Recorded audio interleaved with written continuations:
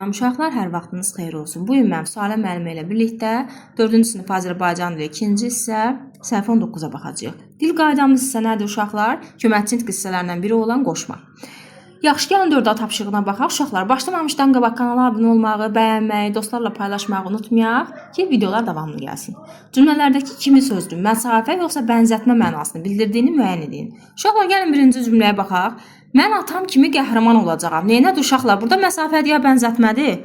Əlbəttə ki, deyəsiz, müəllim, bənzətmədir də atasına oxşamaq istəyir. Atası kimi qəhrəman olmaq istəyir. Demək ki, burada birinci cümlə oldu bənzətmə. İkinci cümləyə diqqət yetirin. Parka kimi piyada getdik. Burada isə hara qədər piyada getdin? İstiqaməti bildirir də ki, parka kimi piyada getdik. Məsafəni bildirir, düzdür? Ona görə də ikinci cümləni götürürük, məsafə. Yəni burada kimi sözü məsafə bildirir. Birincidə bənzətmə, ikincidə məsafə.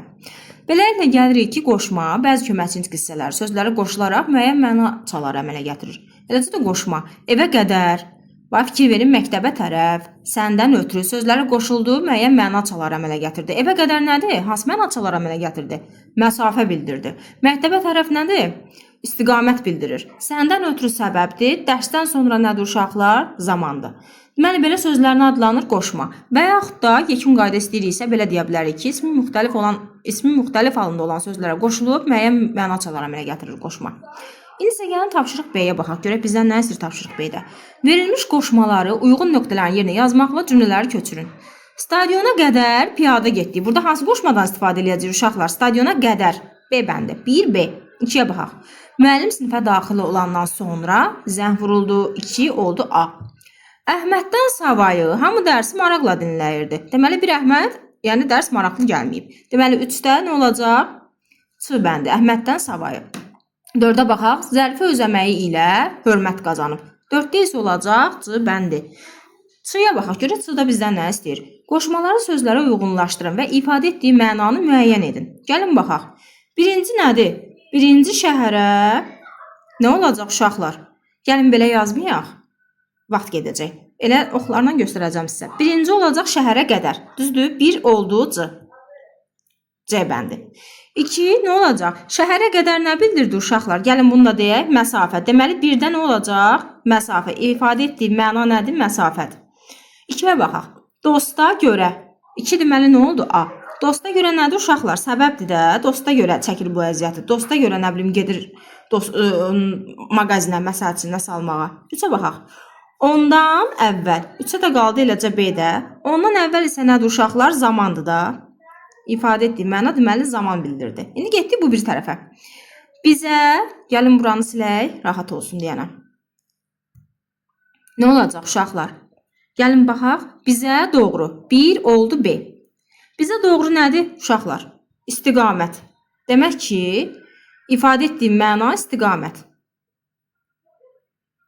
2-yə baxaq. Sizdən başqa. 2 olacaq C. Sizdən başqa nədir uşaqlar? İstisna haldır da. Deyir, sizdən başqa heç kim gəlməmişdi. 3-ə baxaq. Ailə üçün. 3-də isə A-dır. Burada artıq məqsəd var. Ailə üçün zəhmət çəkir.